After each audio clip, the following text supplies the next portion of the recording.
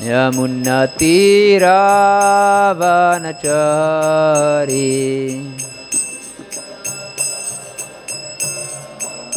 Yamunatiravanachari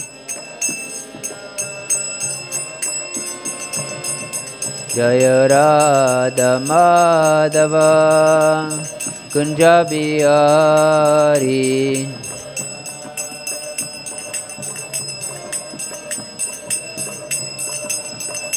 Jai Radha Madhava Kunja Bihari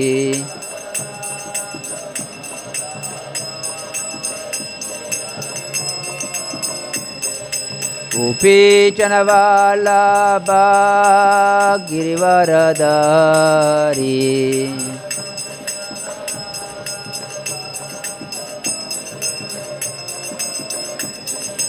Gopi Chanavallabha Girivaradari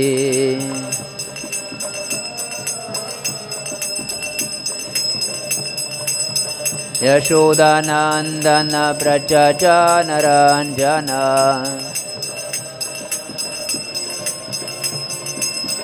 Yashodanandana Brajajanaranjana Yamunatiravanachari Yamunatiravanachari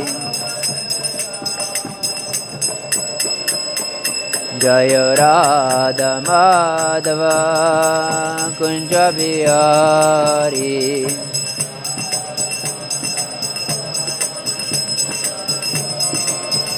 Jai Radha Madhava Kunja Bihari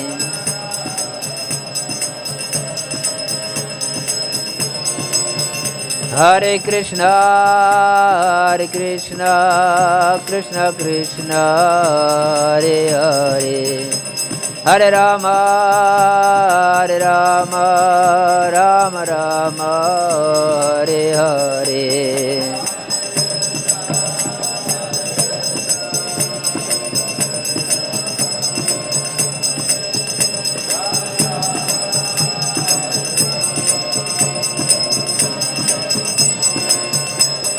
Hare Krishna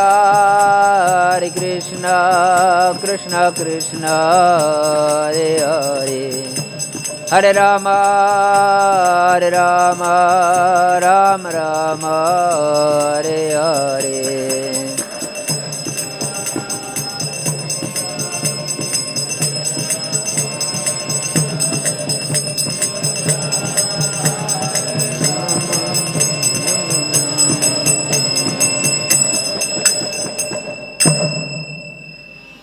Jam Vishnupat Pranam Se Pravrajagacharya Shtuttara Shata Shri Srimad Srila Bhai Charanvinda Bhaktivedanta Swami Maharaj Srila Prabhupada Ki Jai Ananta Koti Vaishnavrinda Ki Jai Namacharya Shri Haridas Thakur Ki Jai Prem Se Kaho Shri Krishna Chaitanya Prabhu Nityananda Se Advaita Gadadhara Shri Vasadi Gaur Bhaktavrinda Ki Jai Jai Shri Radha Krishna Gopa Gopinath Shyam Kund Radha Kund Giri Govardhan Ki Jai Nitai Gaur Pramanande Hari Bol. O glorious assembled devotees, Hare Krishna. O glorious assembled devotees, Hare Krishna. O glorious assembled devotees, Hare Krishna. O glorious Shri Guru and Shri Gauranga. O glorious Shri Prabhupada. Namo Vishnu Pada Krishna Pashtabhutale Shmatharadhana Swami Ramane. Namo Vishnu Pada Krishna Pashtabhutale Shrimati Bhaktivedanta Swami Namine. Namaste Saraswati Deve Gauravani Pracharine Nirvishisha Shannavadi Pashtade Shatarine Om Namo Bhagavate Vasudevaya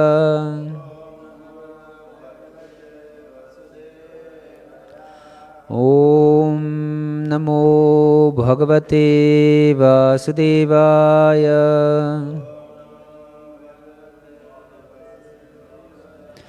Om Namo Bhagavate Vasudevaya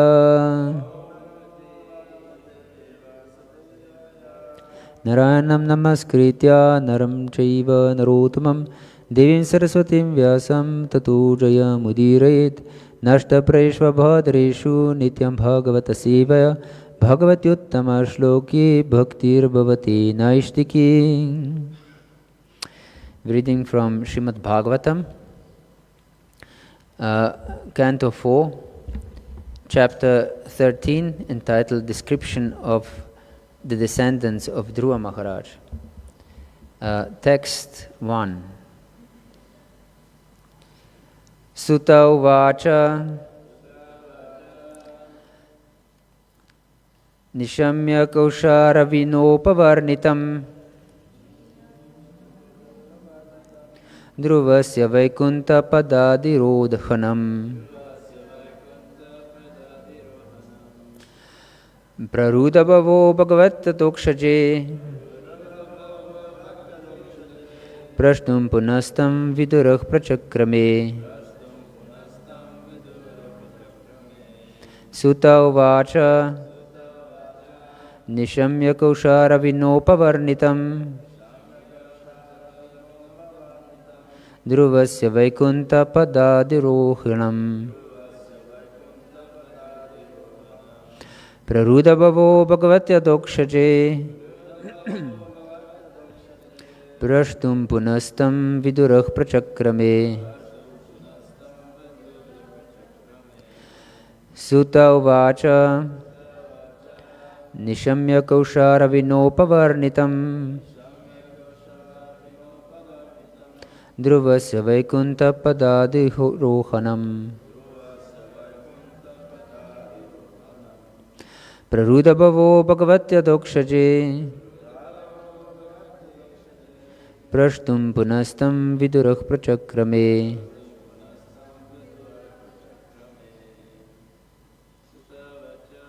Sutta uvacha Nishamya kaushara vinopavarnitam Dhruvasya vaikunta padadirohanam Prarudabhavo bhagavatyadokshaje Prashtum punastam vidurah prachakrame Sutta uvacha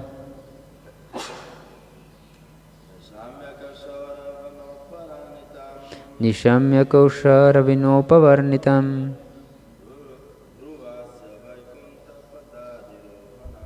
Dhruvasya vaikunta padadirohanam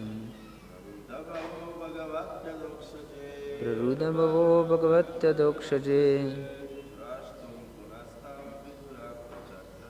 Prashtum punastam vidurah prachakrame Sutta uvacha Nishamya kaushara vinopavarnitam Dhruvasya vaikunta padadirohanam Prarudabhavo bhagavatyadokshaje Prashtum punastam vidurah prachakrame Sutta uvacha Nishamya kaushara vinopavarnitam Dhruvasya vaikunta padadirohanam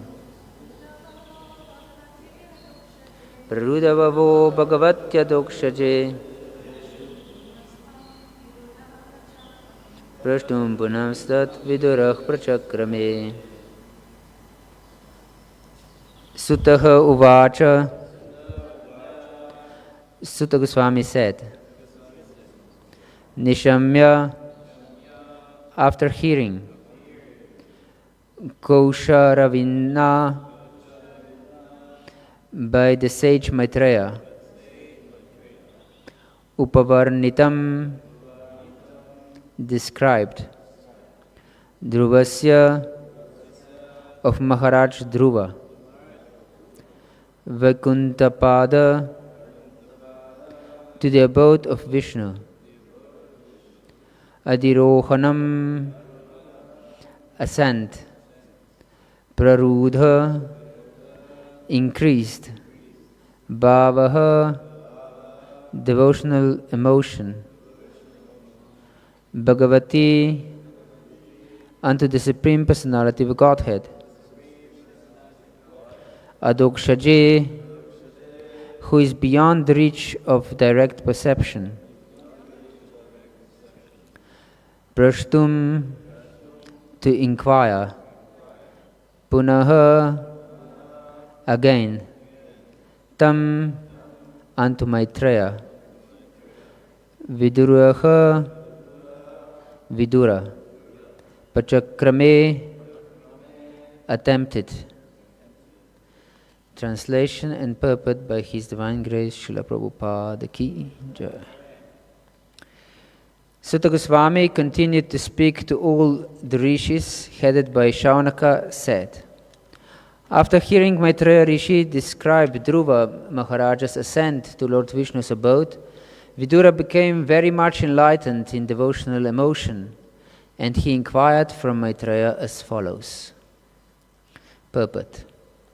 As evident in the topics between Vidura and Maitreya, the activities of the Supreme Personality of Godhead and the devotees are so fascinating that neither the devotee who is describing them nor the devotee who is hearing is at all fatigued by the inquiries and answers. Transcendental subject matter is so nice that no one becomes tired of hearing or speaking. Others who are not devotees may think, how can people devote so much time simply to talks of God? But devotees are never satisfied or satiated in hearing and speaking about the Supreme Personality of Godhead or about His devotees. The more they hear and talk, the more they become enthusiastic to hear. The chanting of the Hare Krishna mantra is simply the repetition of 3 words, Hare Krishna and Rama. But still, devotees can go on chanting this Hare Krishna mantra 24 hours a day without feeling fatigued. Om Jnanatimirandasya Gyananjana Shalakaya Chakshurmilitam Yena Tasmai Shri Gurave Namaha Shri Chaitanya Manobhishtam Stapitam Yena Bhutale Swayam Rupah Kadamahyam Dadati Svapadantikam Vandeham Shri Guru Shri Yuta Padakamalam Shri Gurun Vaishnavamscha Shri Rupam Sagrajatam Sahagana Raghunatanvitam Tam Sajivam Sadvaitam Savadutam Parijana Sahitam Krishna Chaitanya Devam Shri Radha Krishna Padan Sahagana Lalita Shri Vishakanvitamscha He Krishna Karuna Sindhu Dinabandho Jagatpate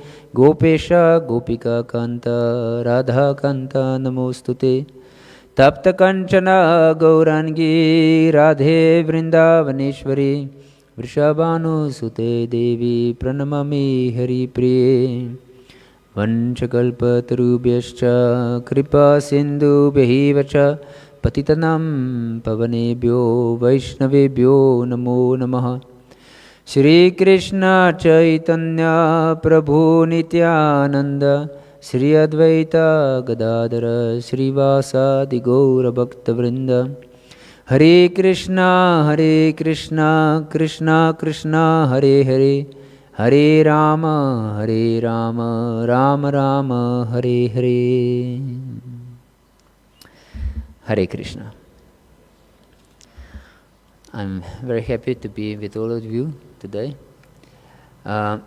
So we are beginning the 13th chapter of 4th canto of Srimad Bhagavatam.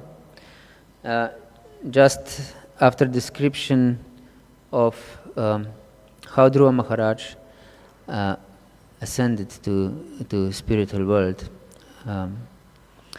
And it's interesting here in this first verse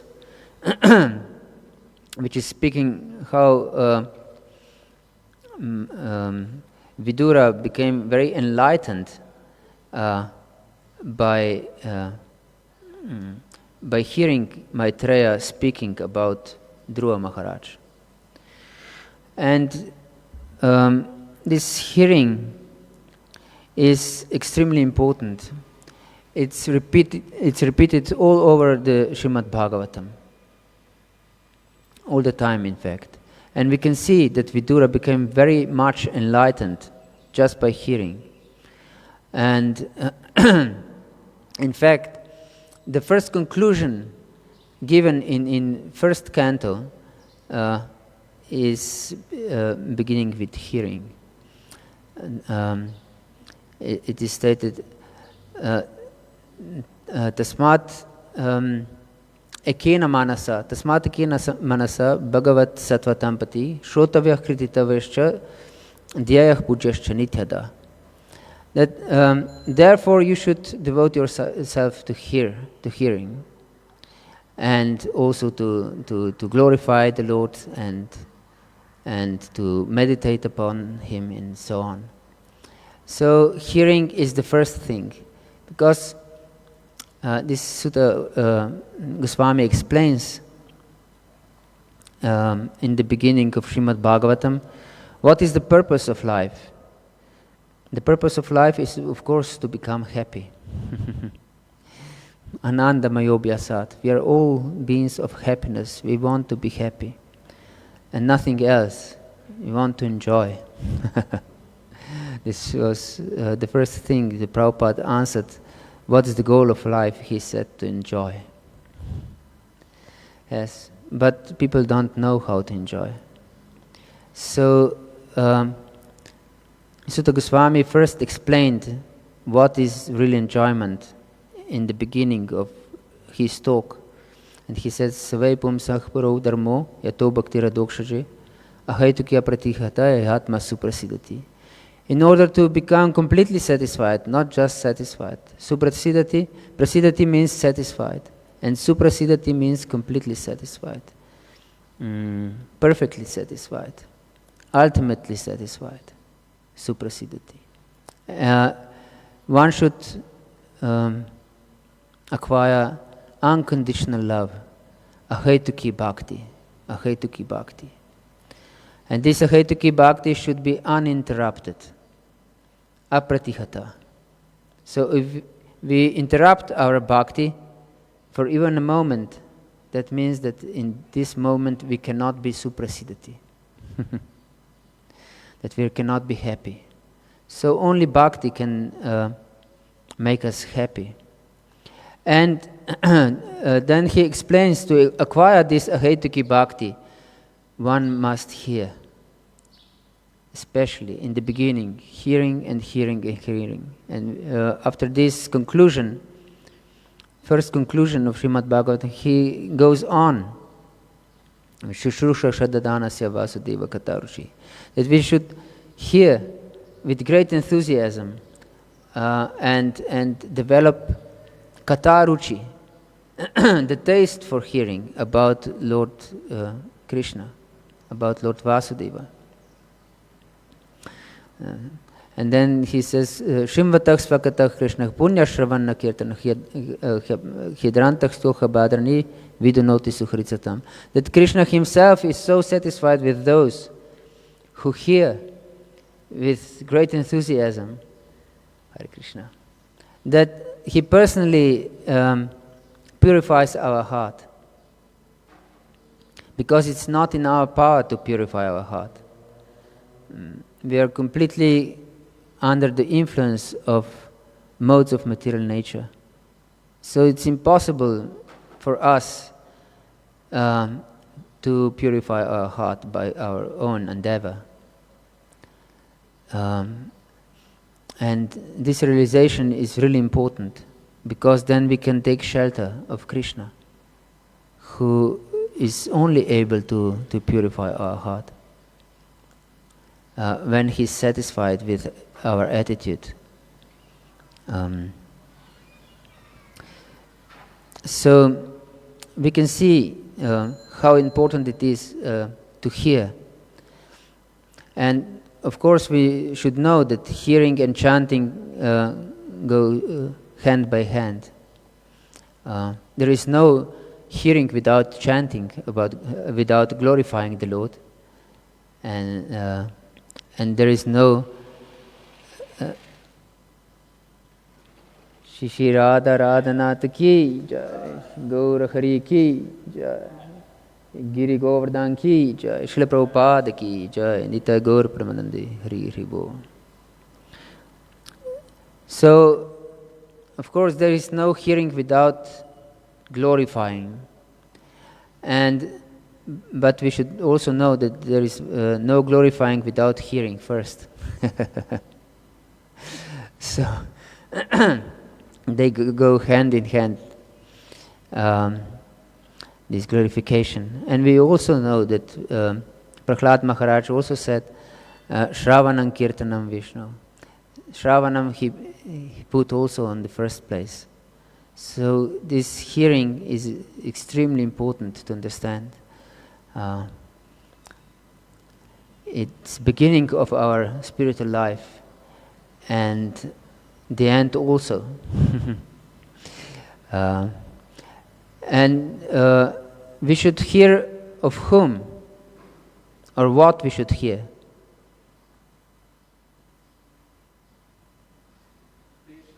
Krishna. Yes. And that's all. Sorry? And Krishna's devotees. Yes. About Krishna and Krishna's devotees. Aradhananam sarvesham Vishnor aradhanam param. Lord Shiva explains to his wife Parvati that among all types of worship of the Lord is of Vishnu is the highest. Tasmat parataram devi tadiyanam samarchanam. But he said that glorifying or worshipping the Lord's devotees is even higher than worshipping Vishnu himself. So it's extremely important to glorify devotees. And we can see here Vidura became very much enlightened in devotional emotion just by hearing about Dhruva Maharaj. And we have this example also from Lord Chaitanya and Gadadhar Pandit. They were continuously reading from Srimad Bhagavatam, especially two Leelas. Which two? You remember? One is about Dhruva, exactly by this, and the other is about Prahlad. Yes, it's explained in Chaitanya Bhagavat in Antya Lila that Lord Chaitanya and Gadadhar Pandit, they heard these two Leelas hundreds and hundreds of times. Because Gadadhar Pandit was reading and Lord Chaitanya was listening.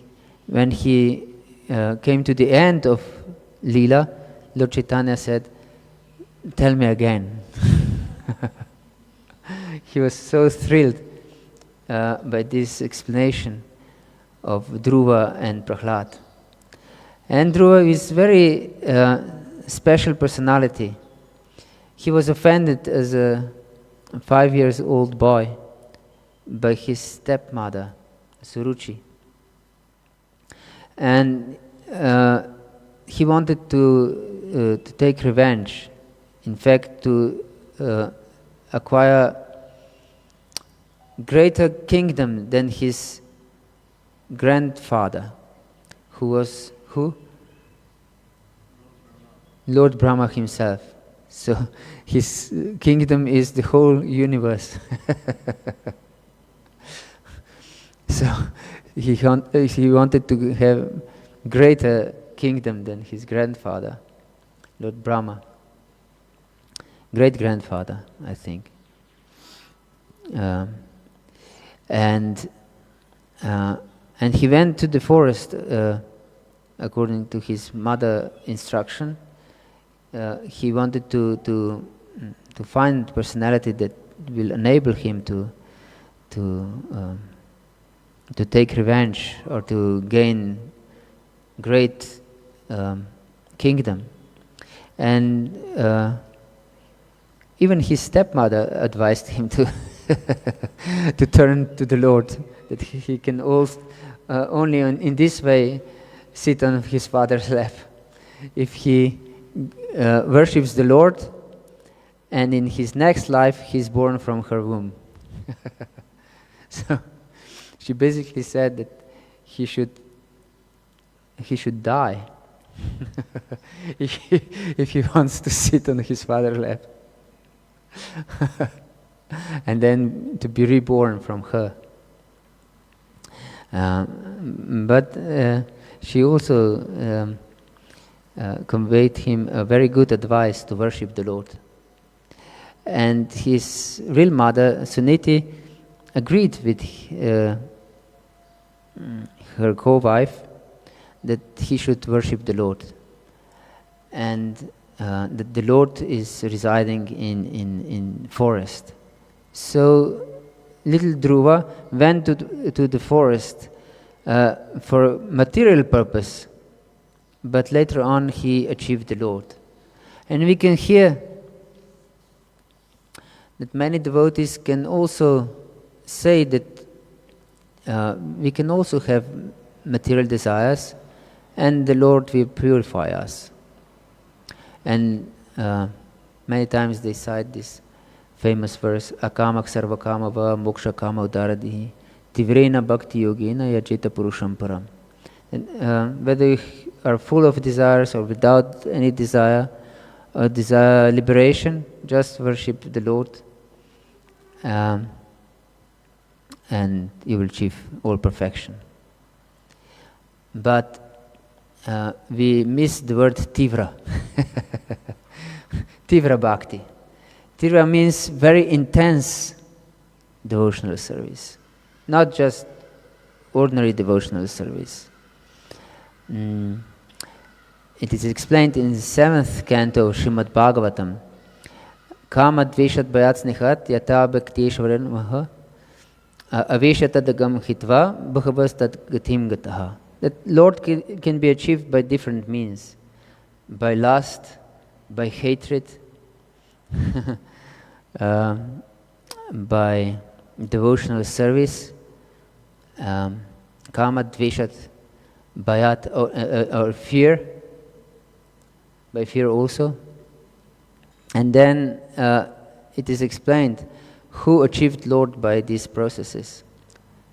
Gopyah kamat bhayat kamso dvesha chadya duro nirpaha sambandhat vishnayak snechat yuyam bhaktya vayam vibho.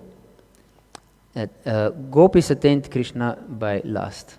Of course, we know from the scriptures that this lust, so-called lust, is in fact pure love, is prema. It's not tinged with desire for sense gratification. Gopya kamat bhayat kamso. And Kamsa attained Krishna by fear. He meditated about Krishna 24 hours a day. From the time he heard this voice from the sky.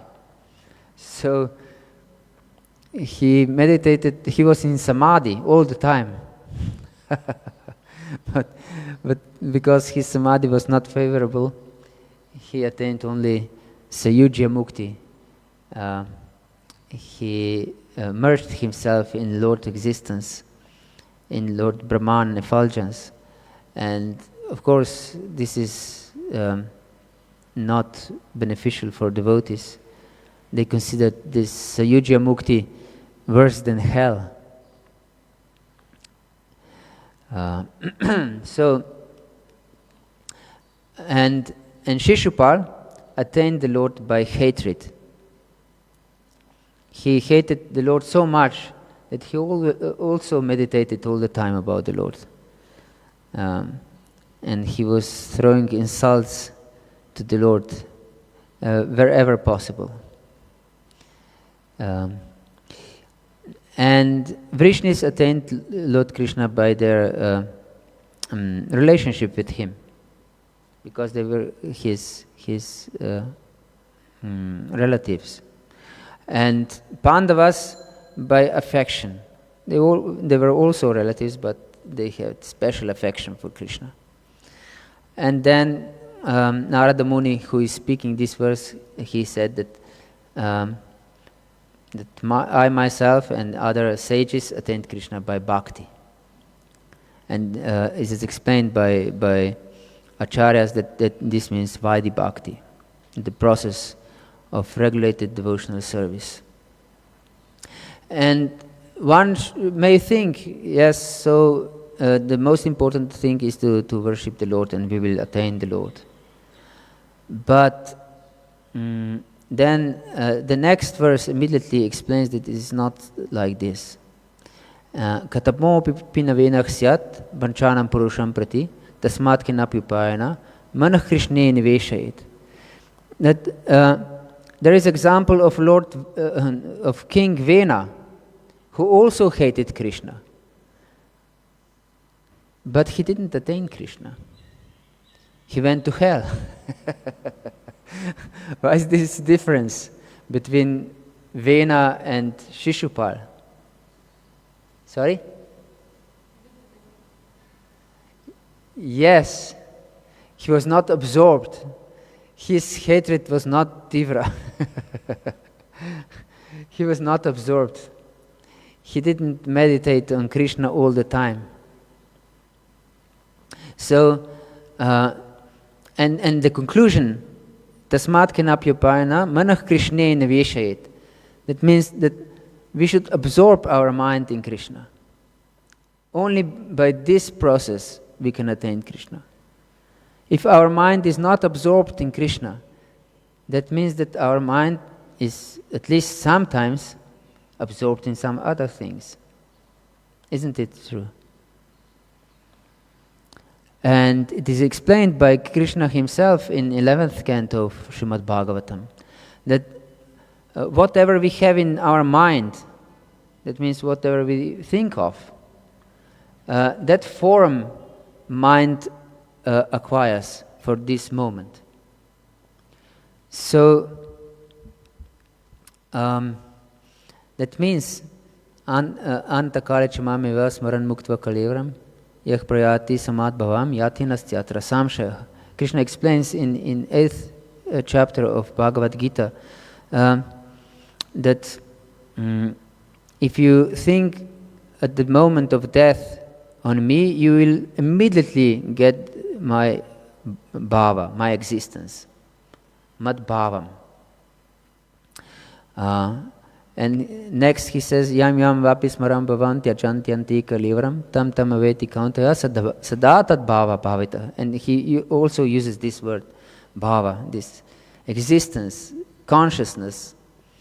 And that whatever we have in mind at the time of death, that will achieve without doubt. So there is no miracle at the time of death, because people think that some miracle will happen at the time of death. I'm coming from Christian background, and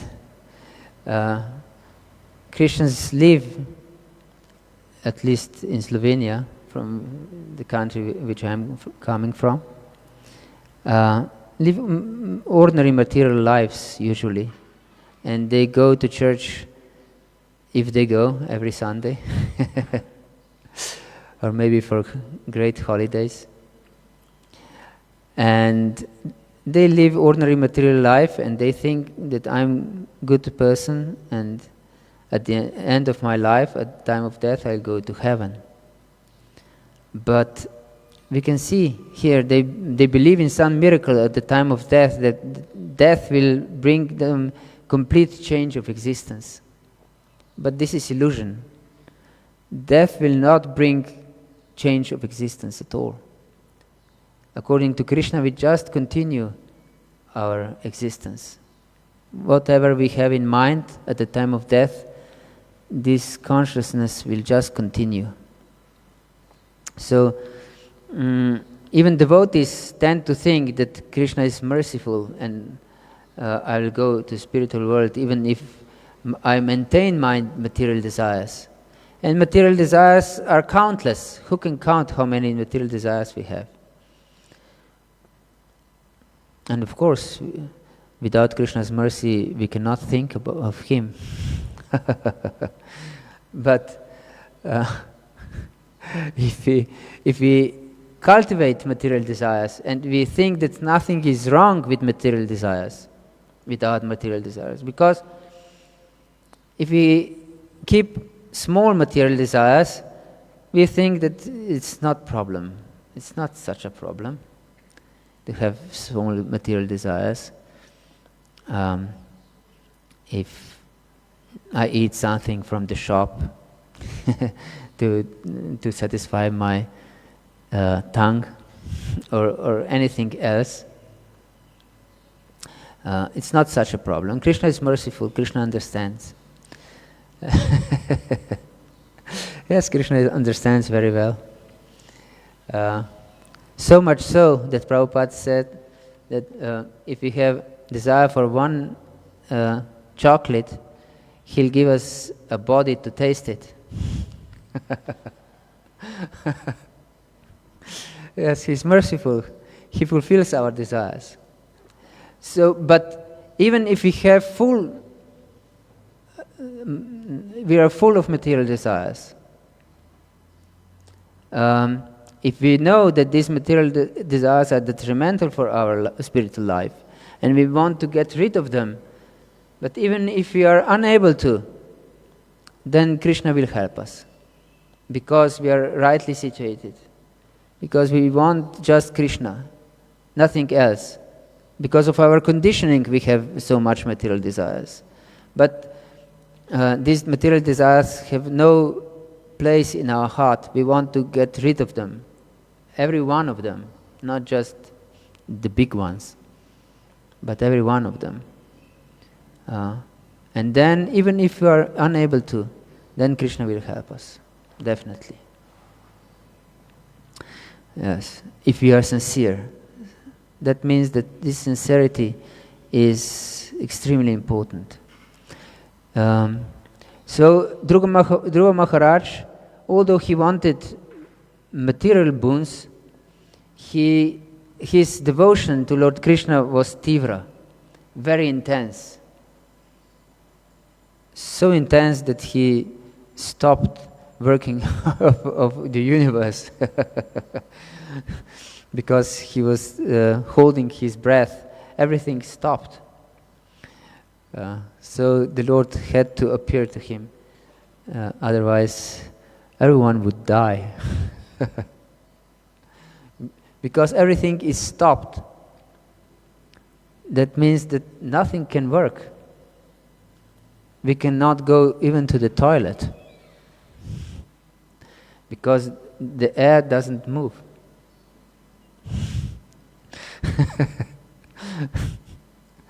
Yes. So it becomes painful, and of course we cannot breathe. Yes. Hare Krishna. So the Lord had to appear, and then Dhruva Maharaj realized that all his desires were just useless, and he wanted just the Lord. But the Lord is so kind that He fulfills even material desires, our previous material desires, if they're beneficial for our devotional service. That He leaves no chance that we would lament that why we didn't ask for Lord for this when I had the chance. For example, Dhruva Maharaj could, of course, later on, he said that he was searching for broken glass, but now he got the rarest jewel. But later, when he saw the Lord, but later on he would maybe lament, I had personal darshan with the Lord, but I didn't ask for this kingdom I wanted. And now I am a pauper. So I made a great mistake. So Krishna fulfills also these material desires we previously had if they are beneficial for us. For example, he didn't want to make Sudama Vipra rich because Sudama Vipra didn't want anything. But when he came to the Lord and he didn't ask anything, but he came just for this purpose to satisfy his wife. He gave him vast wealth. Yes. Because, and it is explained by acharyas that even though Sudama Vipra then had extreme opulent palace and so on, he was still sleeping on the ground. And he was not attached to his wealth. He was not repulsed by it, because previously he was repulsed by it. And it is explained that if devotee is repulsed by wealth, Krishna will not give him wealth because he doesn't want it. But then he wasn't repulsed by wealth, but he didn't have any desire for wealth also. So he lived opulently, outwardly, but in reality he maintained his austere devotional life. Yes. So we should know that this hearing about Lord and His devotees will ignite a desire in our heart, a desire to become like them. And this is the key to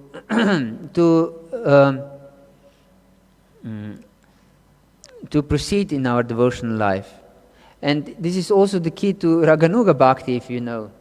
Raganuga Bhakti is also following the footsteps of Vrajajanas, of people from Vrindavan. Because if we hear about someone, we acquire desire, the taste for their bhava. So it's important to hear about pure devotees of the Lord. And then we will attain their intense devotional bhava.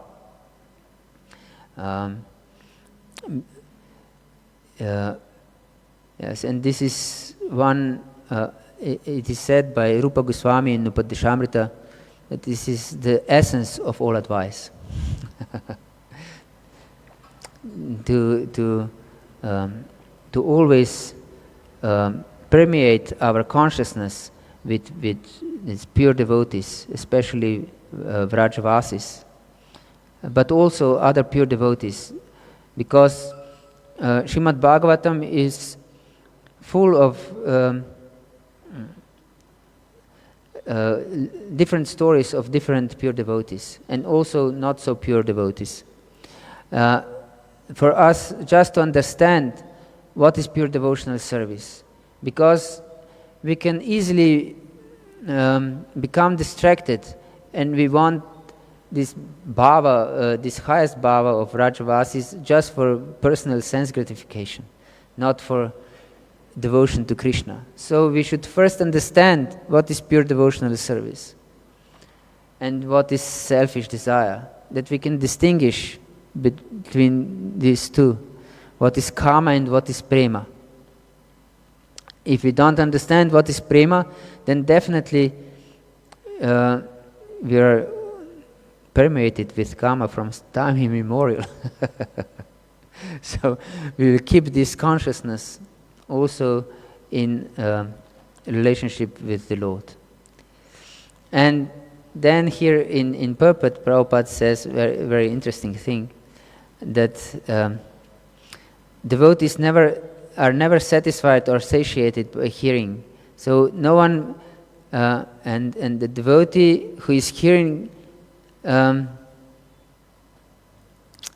he's never fatigued by the inquiries and answers. Of course, if you hear me, because I have no pure devotion, you can become tired, you can fall asleep. But but if there is pure stream of this bhava from Srimad Bhagavatam, as it is explained here, Vidura acquired this bhava. Praruda bhava. His bhava increased about pure devotional service by hearing about Dhruva Maharaj. Then it is most satisfying for heart. Most satisfying. Machita madgata prana bodhayantah parasparam katayantas chamam nityanti shanti cha ramanti cha. Lord Krishna explains in 10th chapter of Bhagavad Gita about this Chatur Shloka in Bhagavad Gita. The devotees always discuss with one another about Krishna and enlightening one another. Bodhayantah. Bodhayantah means to awaken one another with pure Krishna Katha, and they derive from this great satisfaction and bliss. So this is the process, to hear and chant, to hear and chant, to hear and chant. And as we said, as Narada Muni explained, that we should be completely absorbed, our mind, in Krishna, in hearing and chanting. Otherwise, there is no possibility of kirtaniyah sadahari. And this is the formula. The other day we heard reading from Medhavi Prabhu. He read from memories of Srila Prabhupada from his contemporaries, and he mentioned Dr. Kapoor. He asked, because Srila Prabhupada was a chemist, and he made different tonics, and he made a tonic for better brain functioning. And he gave this tonic to Dr. Kapoor for exams in the university. And Dr. Kapoor said that these tonics of Srila Prabhupada worked extremely well for him. And then he asked Srila Prabhupada that he also knows the formula for pure devotional service, and that he shouldn't hide this from him, that he should give him the formula. And Prabhupada said that he knows the formula, but he didn't acquire it yet. He was very humble. And this formula is Trinada Pisanichana Tarori Vasahishnana Amani Namana Dina Kirtanyak Sadahari. So we repeat this verse many times, maybe. But we should understand it very deeply. In Chaitanya Charitamrita it is explained that we should put this verse on the thread of the holy name and wear it around our neck all the time. So, Trinada Pisanichana, yes, we should be more humble than straw in the street, and more tolerant than a tree. And don't expect any respect from others. And this is very difficult, not to expect any respect. So, but we should be ready to offer all respect to others. Only then it's possible, Kirtanya Sadahari, that we can always glorify the Lord. Always glorify it. That means that always, this Sada means that we have absorbed our minds in Krishna. And this is the key to attain the Lord, as explained by Narada Muni. Only by this absorption. Only by this absorption. So, to attain this absorption, especially in Kali Yuga, there is no other way than chanting of the Lord's holy name. Harir Nama, Harir Namaiva Kevalam. Kalau Nastyeva, Nastyeva, Nastyeva Gatiranatha. So we should devote our life to chanting, with others and by ourselves also. I've heard that also Indira Prabhu said that the quality of our japa depends on the quality of our sankirtan with other chanting with other devotees. And chanting with other devotees, the quality of chanting with other devotees depends on the quality of our japa. So they go hand in hand.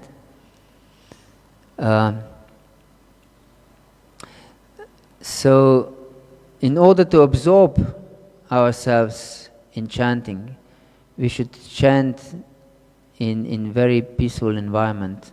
Just chant and nothing else. So we should switch off our phones and put them in another room, because they are extreme distractors, the ultimate distractor of modern age. These so-called smartphones. They are very smart how to distract us. So we should give them away.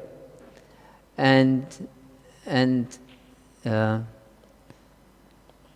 there's something very demanding, I will say. We shouldn't go on these social network pages and apps, because this is just jhana sangha and prajalpa, mostly prajalpa, online, gossiping about others. So this will definitely distract our mind from Krishna. So the phone is our worst enemy, because it induces mind to think of other things, not of Krishna. So we should absorb in chanting, especially in hours in the morning, before our day starts. If we absorb our minds in chanting before our day starts, that we at least can be absorbed a little bit in Krishna. But if we chant when our day starts, then our thoughts will be definitely on our duties, what we should perform. Most definitely. So chant early in the morning, if possible before Mangalarati and after Mangalarati also. So just chant. Hare Krishna. Do you have any questions or comments? Yes, please.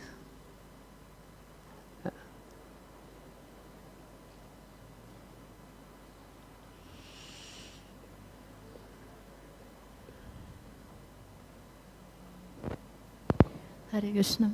Thank you so much, Prabhu.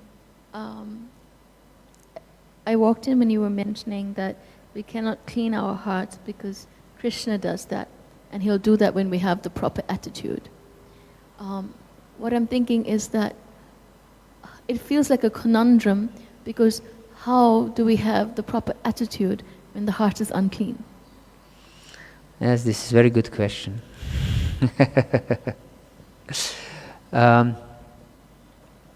It is explained by our acharyas that we cannot acquire pure devotional service by our own endeavor, because all our endeavors are mundane, are material. We cannot do anything on the path of bhakti by ourselves. We cannot enter this path of bhakti by our own selves. So it's only by mercy of devotees. By mercy of devotees, we can somehow or other, it's used the word yadrichaya, somehow or other, without known cause. It's in fact causeless mercy for the devotees. We do some favor to the devotees, some service. And this is called usually among devotees as agyata sukriti. And Bhaktivinoda Thakur put some more sophisticated expressions for these terms, for bhakti mukhi sukriti and also other terms. How it's unconscious devotional service. And by this unconscious devotional service, through many lifetimes, we acquire desire for bhakti. And when we acquire desire for bhakti, then we should be sincere with proper attitude. We shouldn't try to cheat Krishna, because then we will cheat only ourselves. So when we acquire this desire for bhakti, then Krishna will help us. And if we hear with proper attitude, then Krishna will definitely purify our heart. So we begin our spiritual journey by devotees' mercy. So we should, even when we have this desire for devotional service, we should still keep devotee association, especially of those who are pure in the endeavors to achieve Krishna. Because it's detrimental if we keep association with those devotees who are not serious, who are not sincere. And there are many. Because it's rare, pure devotional service. Even desire for pure devotional service is rare. What to speak of pure devotees? So, and Bhaktivinoda Thakur warns us of this association of not pure devotees, because they call them Dharma Dvajis. Dvaja means the flag, and Dharma means, of course, the spiritual path. And they appear to be devotees. They put tilak, they put dhoti or sari, and they wear kanti mala, but they are full of material desires. And they teach us that it's good to keep our material desires. For example, I had something on the court against some miscreant. Some court case there was in Slovenia, and I was involved in this.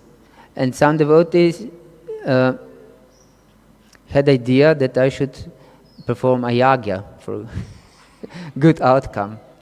And this is usual. Devotees perform yagyas for different purposes, not spiritual purposes, but material purposes. But this is gross material desire, and it's misuse of our devotion to Krishna by material desires. And I don't know about here, but in Slovenia, Lord Nrsimhadev from Mayapur is famous as Dr. Nrsimhadev. Have you heard about Dr. Nrsimhadev before? Because devotees, they order different yagyas for Lord Nrsimhadev. They pay for different yagyas for Nrsimhadev for health, to acquire health. And there are books on how merciful Lord Nrsimhadev is by fulfilling our material desires. But these material desires are detrimental. And if we hear, we will see in 7th canto of Srimad Bhagavatam, Prahlad Maharaj says, when Lord Nrsimhadev asked him to demanded from Prahlad to ask him for a boon, he said that I have no other desire than pure devotional service to you. That if I would ask anything from you, that would mean that I have a Vanik mentality. You know what is Vanik? Sorry? Merchant, exactly. Merchant mentality is business deal with the Lord. I worship you, and I expect that I will receive something in return. And this is the case in many cases, in fact, when devotees expect something in return for their devotional service. For example, they think like this, I devoted whole my life for serving this temple, and devotees should take care of me when I'm old, for example. This is also not unconditional devotional service. Or if we expect anything, because we are devotees, we expect this and that. This is Vanik mentality. Not pure devotional service. Not even striving for pure devotional service. So we should know what is pure devotional service and what is not. Therefore, our acharyas put so much stress on proper understanding of philosophy. Otherwise, Prabhupada said that just chanting, dancing and feasting, isn't it? We require just chanting, dancing and feasting. But we will not chant, dance and feast in with proper attitude if there is no philosophy. And he wrote 80 books, 80 volumes of books, just for us to understand how to chant, dance and feast.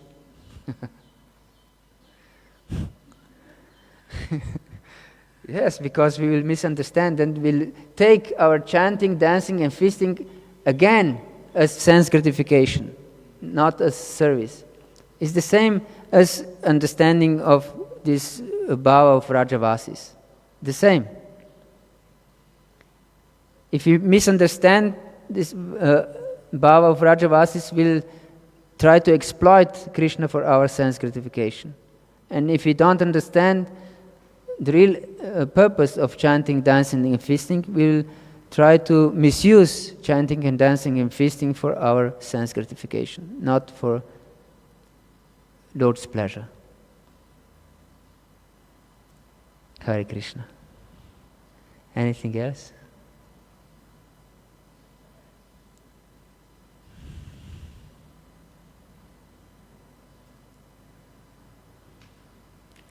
So, it seems that everything is answered. Thank you very much for your attention. Srila Prabhupada ki jai, Gaura Bhakta Vrinda ki jai, Nitai Gaur Premanande Hari Hari Bol. Grantaraj Srimad Bhagavatam ki jai. Please accept my humble obeisance.